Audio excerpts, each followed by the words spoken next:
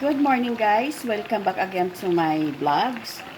For today's video guys, today is Monday, happy Monday guys. For today's video guys, ito yon, magluluto tayo ng ginataan na kamansi. Kamansi ito guys sa hindi langka, maliit ang ano nito eh.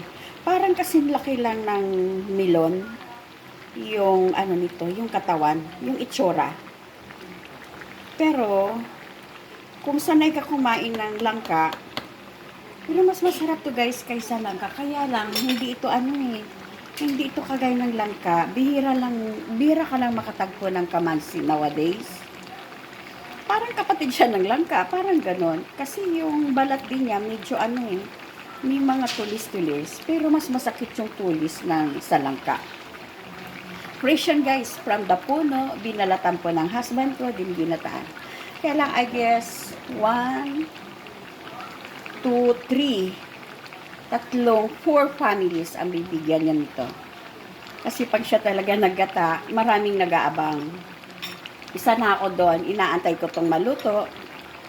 At saka ano lang to guys, alamang, tikman natin. Alamang at saka daing ang halo.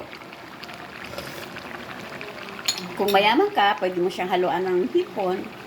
Kaya lang, mas masarap talaga sa ginataan yung ganito lang. Daing lang ang halo. And then medyo maanghang siya. Wow, maanghang. Ang sarap na guys. Kaya lang pakukuluan pa yan ng todo. Yan. Para maluto. Sariwa talaga siya guys. From the puno, pinitas sa puno, then binalatan, ginataan. So wala itong sa palengke ba na hindi na press para maputi, marinig yung puti, ilalagyan ng tawas yung tubig. So ito masarap. Okay? So ang sarap niyan. Inaantay ko siyang maluto. Kailangan maluto pa to ng lulutuin pa yung gata. Diyos ko, magkano ang niyog? 4. Gumaspray yung gulay sa puno. Pero yung nyog, 4. So, magkano yun? 200. Plus alamang, sibuyas, luya, gasol. So, okay lang.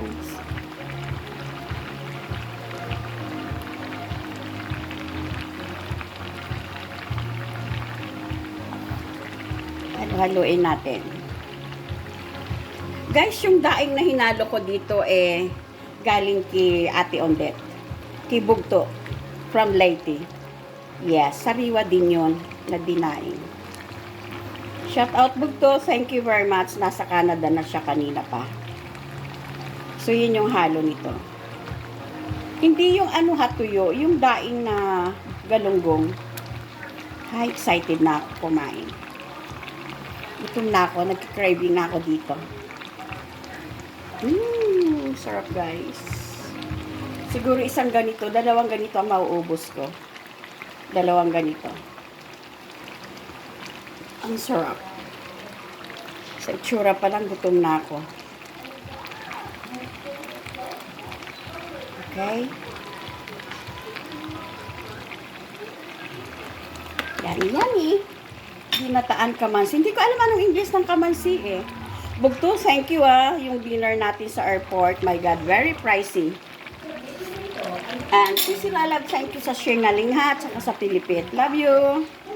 And Sisi Sally, thank you very much. And of course, Tita Lynn's vlog.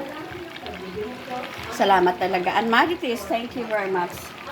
And Sisi Lalab, Simply Narvin, shout out. Sa kanila ako na busy for 2 days. Alright. So, here we go. Mga 5 minutes na, or 10 minutes na lang guys, maluluto na to. So, thank you very much. Takpan muna natin guys. Okay.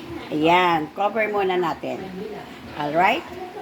So, see you again guys in a bit, and thank you very much.